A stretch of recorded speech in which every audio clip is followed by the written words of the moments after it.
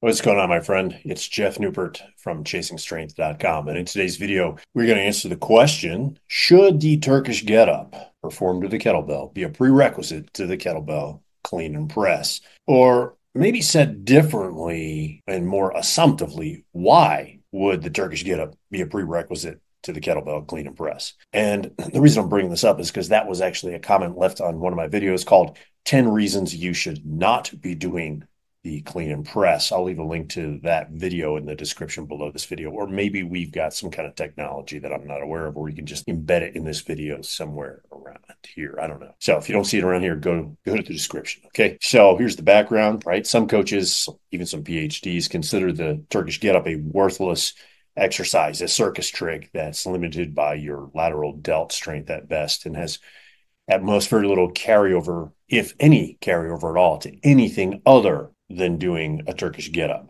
Now, here's why from almost 20 years of doing the Turkish Get Up, I can definitively say that these individuals are wrong. I know, bold statement. Here are 10 things that the Turkish Get Up teaches you or trains your body how to do. All right. So, number one, the Turkish Get Up teaches you where your shoulder lives.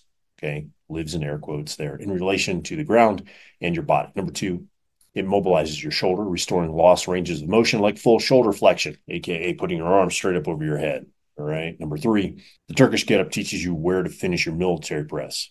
Again, the overhead lockout position. Number four, the Turkish Get Up strengthens your rotator cuffs, which, in case you don't know, it is the most commonly injured shoulder muscle group, right? Especially in the over 40 crowd. And a little side note here, you absolutely do not want to tear one of these bad boys. If you do and you got to get surgery, reconstructive surgery, it usually will set you back 12 to 18 months. So just cross out the next year to year and a half of your life, okay? Because you'll be spending it in rehab. Number five, the Turkish Get Up teaches you how to increase intra-abdominal pressure in order to protect your lower back under load. Number six, teaches you how to lock your rib cage to your pelvis from using that intra-abdominal pressure, which actually is a pretty critical athletic skill. Number seven, it teaches you how to recapture lost shoulder flexion without exposing your lower back to injury by hyperextending your lower back or sticking your butt out when your kettlebell is locked overhead. All right, pretty important there. Number eight, the Turkish Get Up strengthens your core, your abdominals, and your hip musculature, right? Brett Contreras, PhD, I think he's called the glute guy, right? Found that through an EMG analysis that the TGU had over 100% peak activation of all four of the main abdominal muscles that were tested. Okay, number nine, the TGU increases your thoracic spine mobility, which is pretty cool because that actually aids in shoulder health and lumbar spine health and even your hip health. Okay, and number 10, the Turkish Get Up restores somewhat and strengthens the primitive movement patterns like rolling over, kneeling, standing, and reaching, at least according to Gray Cook, who is a physical therapist and one of the co-founders of the Functional Movement Systems Restoration and Training Program. All right. And a little bonus, number 11, the TGU is actually like grappling for some people, BJJ, wrestling, etc., except you're not grappling, right? You don't have to have some stinky, sweaty guy sticking his butt crack in your face or any other part of your body, okay? So this is especially true when the load gets heavy. And actually, incidentally, the TGU, the Turkish Get Up, has been known to prepare grapplers to grapple, right? As reported by Grapplers. I had a friend, know several people who do BJJ, and they've actually used the Turkish Get Up to prepare themselves for grappling, right? For competition, for training, when traditional exercises have failed, especially due to shoulder injuries. Okay, so that is in and of itself its own unique benefit, I think. And look, even though I'm notorious for poo-pooing the Turkish Get Up, I don't like the Turkish Get Up. I don't, just like I don't like swings. Probably don't like swings more. I don't know. I will still confess that I still use the Turkish Get Up primarily for things like active recovery work. So, for example, we recently went on a trip to California and our plane was delayed and delayed and delayed, and we got in at 2 a.m. in the morning. So I was sleep deprived and feeling tight from all the sitting. And so there was no way I was going to engage in one of my regular training sessions. So what I do? Well, I did 20 minutes of get-ups instead. And interestingly, even though I don't do get-ups that often, they are much easier than they were 10 years ago, which, in case you're not tracking, that's not supposed to happen, right? Things in your 40s are not supposed to feel lighter than they were in your 30s, and things in your 50s are definitely not supposed to feel lighter than they were in your 30s, okay? So, in fact, weirdly enough, and this has happened so much so lately that I was warming up at one of my friends' places when we were doing some get-ups, and I actually had to check the size of the kettlebell.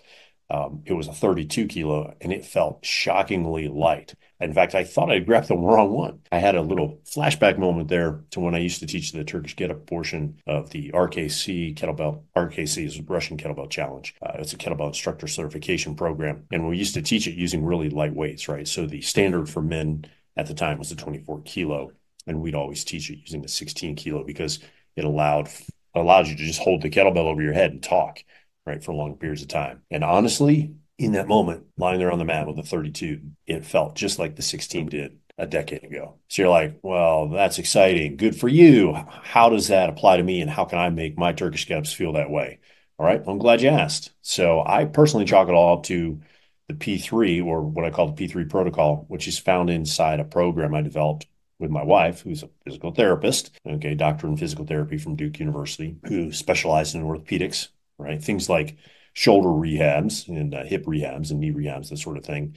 We put together a program called the Sword Joint Solution. I think we're going to flash up the P3 protocol here on the screen. And you want to take a look at this because what I chalked this up to, the ease of the get up, was all the sideline position work that I had done over the last few years, maybe a little more, right?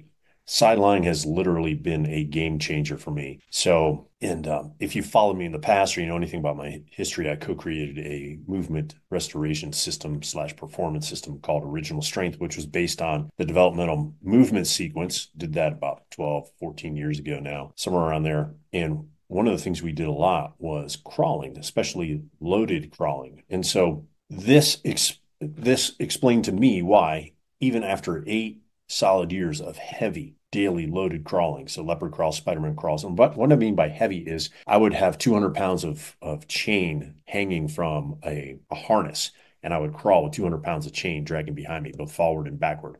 Although backward most of the time it was 100 pounds, okay?